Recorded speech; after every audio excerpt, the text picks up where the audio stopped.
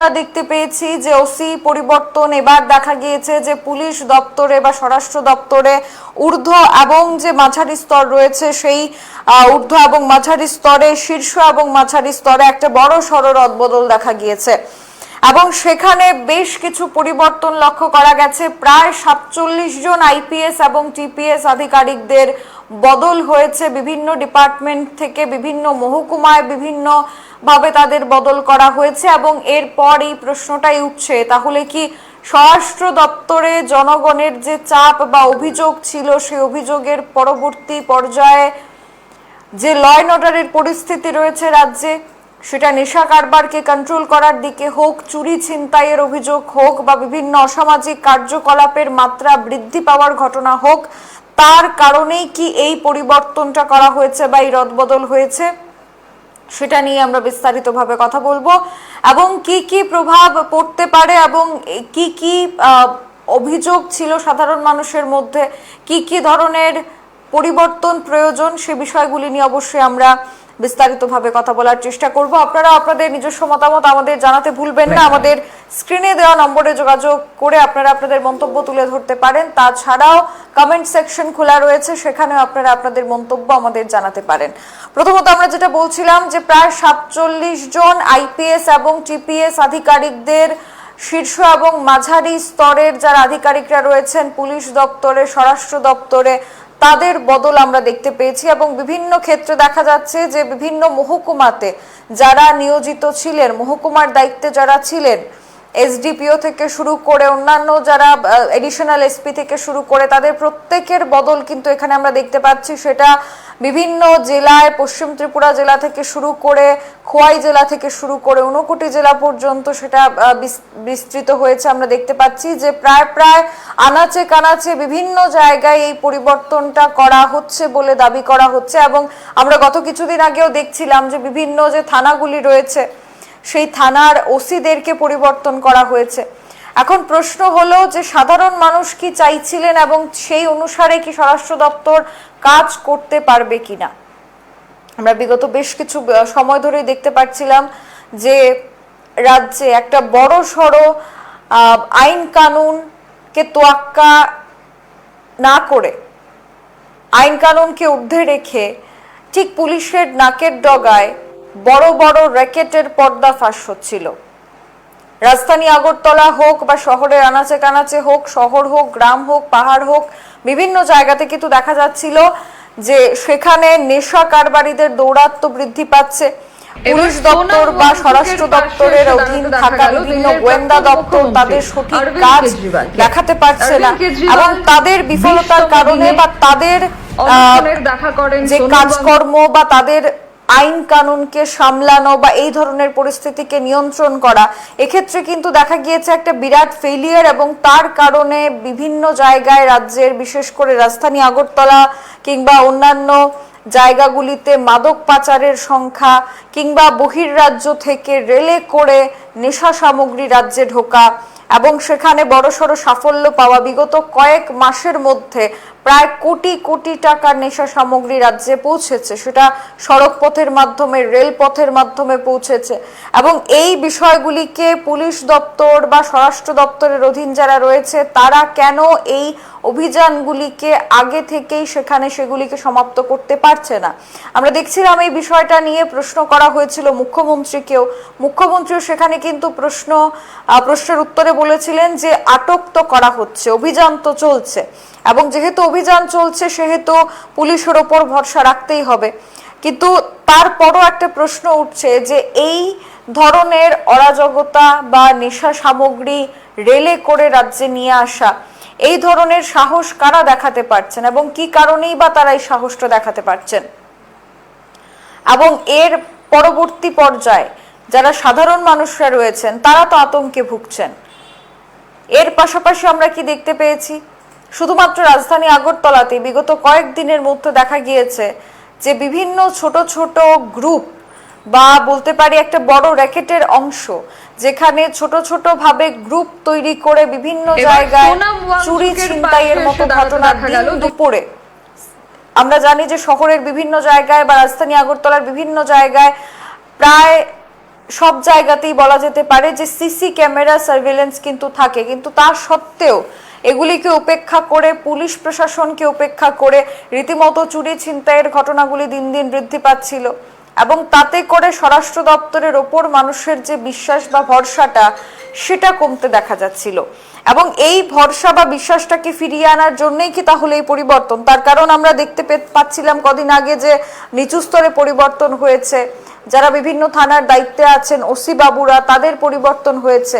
এখন দেখা যাচ্ছে শীর্ষ স্তরে যারা রয়েছেন কিংবা যারা মাঝারি স্তরে রয়েছেন টিপিএস এবং আইপিএস মোট 47 জনকে, অর্থাৎ একটা বিরাট সংখ্যায় রদবদল হয়েছে। এবং এই রদবদলের উদ্দেশ্য কি? আদতে কি ল অ্যান্ড অর্ডারের যে পরিবেশটা রয়েছে, সিচুয়েশন বা অবস্থানটা রয়েছে বর্তমানে ত্রিপুরা রাজ্যে, সেটাকে ঠিকঠাক করা হচ্ছে স্বরাষ্ট্র দপ্তরের উদ্দেশ্য। এবং মুখ্যমন্ত্রীর পক্ষ থেকে, মুখ্যমন্ত্রী যেহেতু স্বরাষ্ট্র দপ্তরের দায়িত্বটা সামলাচ্ছেন, তার কারণে বারবার মুখ্যমন্ত্রী ডক্টর মানিক সাহাকেই কিন্তু এই প্রশ্নগুলি করা হচ্ছে এবং তিনি এই প্রশ্নের সম্মুখীন হচ্ছেন যে এই ধরনের পরিস্থিতিকে নিয়ন্ত্রণ করার জন্য স্বরাষ্ট্র দপ্তর কি কাজ করছে। আমরা এই বিষয়গুলি নিয়ে বারবার আলোচনা করছিলাম যে বিভিন্ন জায়গায় প্রশাসনিক স্তরে এই রদবদল হওয়া আদতে সাধারণ মানুষের পক্ষে কি খুশির খবর বা একটা সুফল নিয়ে আসবে, যেখানে কড়াভাবে আইন কানুন বা আইনি ব্যবস্থা লাগু থাকবে। আমরা শুধুমাত্র রাজধানীর কথা বলছি না, আমরা যদি অন্যান্য জেলাগুলিতেও দেখি, বিশেষ করে যদি আমরা পশ্চিম ত্রিপুরা জেলার পার্শ্ববর্তী সিপাহীজলা জেলাতেও দেখি, তাহলে সেখানেও কিন্তু দেখা গিয়েছিল কিছুদিন আগে একের পর এক ঘটনা, যেখানে গাড়ি ছিনতাই করা, লুটপাট করা, এই ধরনের বিভিন্ন ক্রাইমগুলি সংগঠিত হতে দেখা যাচ্ছিল এবং তার যে পরিমাণটা বা তার যে রেট বা হার, সেটা কিন্তু দিন দিন বাড়ছিল। তো সেক্ষেত্রে সেখানেও বেশ কিছু পরিবর্তনের দরকার ছিল এবং যে পরিবর্তনটা আমরা দেখতে পেয়েছি যে আজ সেখানে কিন্তু যে বড়সড় রদবদল, সেই রদবদলের একটা গুরুত্বপূর্ণ নোটিফিকেশন, বিজ্ঞপ্তি জারি করা হয়েছে এবং সেই স্বরাষ্ট্র দপ্তরের পক্ষ থেকে, এবং সেই বিজ্ঞপ্তির মধ্যে দেখা গিয়েছে আইপিএস এবং টিপিএস মিলিয়ে সেখানে 47 জনকে বদলি করা হয়েছে, রদবদল হয়েছে। এবং তাদের মধ্যে বেশ কিছু নাম আমরা দেখতে পাচ্ছি যে যারা হয়তো বেশি সময় ধরে সেই জেলাতে কার্যত অবস্থায় ছিলেন না, তাদেরকেও সেখানে আমরা দেখতে পাই যে সে তার বদলের আওতায় নিয়ে আসা হয়। আমরা যদি কিছু নাম সেখানে দেখাই, তাহলে ঊর্ধ্ব স্তরে দেখা গিয়েছে যে সুদাম্বিকা আর, যিনি আইপিএস ছিলেন ঊনকোটিতে, সেখানে ঊনকোটি এসপি থেকে ওনাকে সাইবার ক্রাইমে নিয়ে আসা হচ্ছে। ঋষভ, যিনি আইপিএস রয়েছেন, এডিশনাল এসপি রয়েছেন গোমতীর, ওনাকে ট্রান্সফার করে ঊনকোটিতে নিয়ে আসা হচ্ছে এসপি হিসাবে। তারপর নবদ্বীপ জমাতিয়া, যিনি সাইবার ক্রাইমে এসপি দায়িত্ব সামলাচ্ছিলেন, ওনাকে সেখানে টিএসআর 15 ব্যাটালিয়নে নিয়ে আসা হচ্ছে। এই ধরনের বড়সড় পরিবর্তন কিন্তু সেখানে আমরা দেখতে পাচ্ছি যে বিভিন্ন জেলাতে, জেলা সহ মহকুমাগুলিতেও কিন্তু সেখানে বড়সড় রদবদলের যে খবর, সেটা কিন্তু আমরা দেখতে পাচ্ছি। যার মধ্যে নর্থ ত্রিপুরা জেলার ক্ষেত্রে যদি আমরা বলি, এডিশনাল এসপি থেকে সেখানে বদল করে ঊনকোটিতে নিয়ে যাওয়া হচ্ছে, ঊনকোটির এডিশনাল এসপি কে পরিবর্তন করে এডিশনাল এসপি ট্রাফিকে নিয়ে আসা হচ্ছে। সিপাহীজলা জেলার এসপি, এডিশনাল এসপি কে পরিবর্তন করে সেখানে দায়িত্ব দেওয়া হচ্ছে গোমতীর এডিশনাল এসপি হিসাবে। খোয়াইয়ের যিনি এসডিপিও, ওনাকে দায়িত্ব থেকে সরিয়ে সিপাহীজলার এডিশনাল এসপি বানানো হচ্ছে। যিনি সদরের এসডিপিও রয়েছেন দেবপ্রসাদ রায়, আমাদের সদর মহকুমার, ওনাকে খোয়াই এসডিপিওর দায়িত্ব দেওয়া হচ্ছে।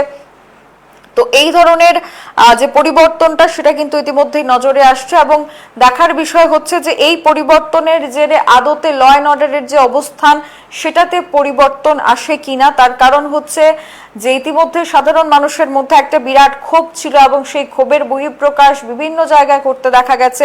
বিভিন্ন রাজনৈতিক দলগুলির পক্ষ থেকেও একাধিক অভিযোগ সেখানে জমা পড়েছে, ডিআইজি থেকে শুরু করে রাজ্যের পুলিশের মহানির্দেশক এবং অন্যান্য জায়গায় সেখানে চিঠি পৌঁছেছে। তার কারণ যে